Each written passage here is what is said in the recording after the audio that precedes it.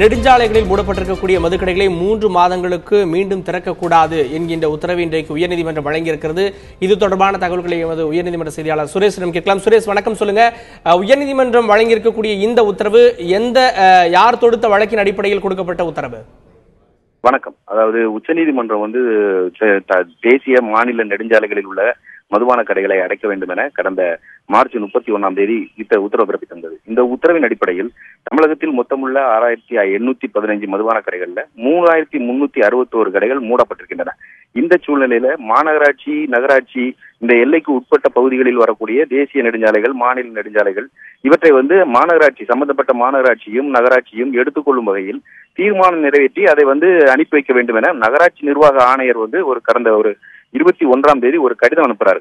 இந்த கடிதத்தை எதிர்த்து திமுக எம்பி RS பாரதி மற்றும் வழக்கறிஞர் பாலு ஆகியோர் உயர்நீதிமன்றத்தில் மனு தாக்கல் செய்திருந்தாங்க. இந்த வழக்கு இன்னைக்கு தலைமை நீதிபதி இந்திரா பானர்ஜி தலைமையிலான அமர்வு முன்பு விசாரணைக்கு வந்தது. அப்போ இவங்க என்ன சொல்றாங்கன்னா, இது உச்சநீதிமன்ற தீர்ப்பை மீறும் வகையிலேயே இந்த உத்தரவு பிறப்பிக்கப்பட்டிருக்கிறது.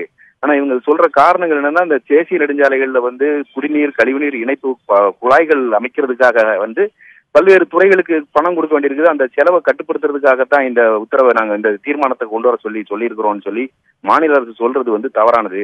இது உள்ளுக்குள்ள இவங்க ஒரு மறைமுக ஒரு செயல் திட்டம் என்னன்னா, அந்த கடைகளை திறந்து வைக்கிறத உறுதி செய்யறதுக்காகத்தான் அப்படின்ற மாதிரி மனுதாரர் தரப்புல வாதிடப்பட்டது. அதே சமயம் அரசு தரப்புல என்ன சொல்றாருன்னா, இவர் 2016 இருந்தே இதுக்கான நடவடிக்கைகளை நாங்க மேற்கொண்டுட்டு இருக்கிறோம். அதனால இதுல ஒன்னும் தவறு இல்லை, இதுக்கு இது மாதிரியான தீர்மானத்தை கேட்டு பெறுவதற்கு அதிகாரம் இருக்கிறது அப்படின்னு சொல்றாரு. இருதரப்பு வாதங்களும் பேசி வாதம் நடந்து கொண்டிருக்கிற நேரத்துல நீதிபதிகள் என்ன சொல்றாங்கன்னா, இந்த கடைகளை நாங்க திறக்க மாட்டோம் என நீங்க உங்களால உத்தரவாதம் அளிக்க முடியுமா அப்படின்னு கேட்டாங்க.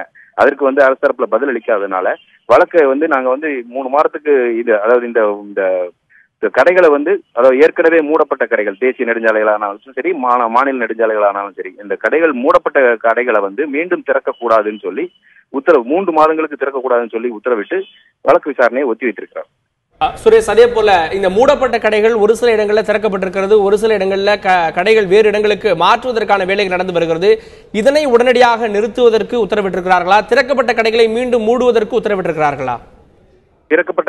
மூடப்பட்ட கடைகளை மறுபடியும் திறக்கக்கூடாது என்றும் இந்த கடைகளை வேறு இடத்திற்கு மாற்றக்கூடாது என்றும் நீதிபதிகள் கண்டிப்பாக கூறியிருக்கிறார்கள். சுரேஷ், அதே போல இந்த வழக்கை எதிர்த்து மீண்டும் வேறு ஏதாவது வழக்குகள் தொடுக்கப்படுவதற்கு வாய்ப்பு இருக்கிறதா? ஏனென்றால் இந்த மாநில நெடுஞ்சாலைகளை, உள்ளாட்சிகளை எடுத்துக்கொள்ளக்கூடிய அந்த உத்தரவில் வேறு ஏதாவது தடைகளை விதிப்பதற்கான வாய்ப்பு இருக்கிறதா? இதுவரைக்கும் விசாரணை இன்னும் நடந்து கொண்டுதான் இருக்கிறது. இதுவரைக்கும் உள்ளது பாத்தீங்கன்னா, இதுக்கு மேற்கொண்டு எந்த உத்தரவும் பிறப்பிக்கிறதுக்கான வாய்ப்புகள் எதுவும் இல்லை. இது வழக்குல இடைக்கால உத்தரவு பிறப்பிக்கப்பட்டிருக்கிறது. வழக்கு விசாரணை ஒத்திவைக்கப்பட்டிருக்கிறதுனால மீண்டும் இந்த வழக்கு மீண்டும் விசாரணைக்கு வரும்போது முழு அளவில் விசாரணை நடைபெறும் என்று எதிர்பார்க்கப்படுகிறது. நெடுஞ்சாலைகளில் மூடப்பட்டிருக்கக்கூடிய மதுக்கடைகளை 3 மாதங்களுக்கு திறக்கக்கூடாது என்கின்ற உத்தரவை இன்றைக்கு உயர்நீதிமன்றம் வழங்கியிருக்கிறது. அது தொடர்பாக திமுகவை சேர்ந்த RS பாரதி, மற்றும் பாமகவை சேர்ந்த திரு பாலு அவர்கள் தொடுத்த வழக்கின் மூலமாக இன்றைக்கு இந்த உத்தரவை உயர்நீதிமன்றம், சென்னை உயர்நீதிமன்றம் வழங்கியிருக்கிறது. அது தொடர்பான கூடுதல் தகவல்களை எமது செய்தியாளர் சுரேஷ் வழங்க கேட்டோம்.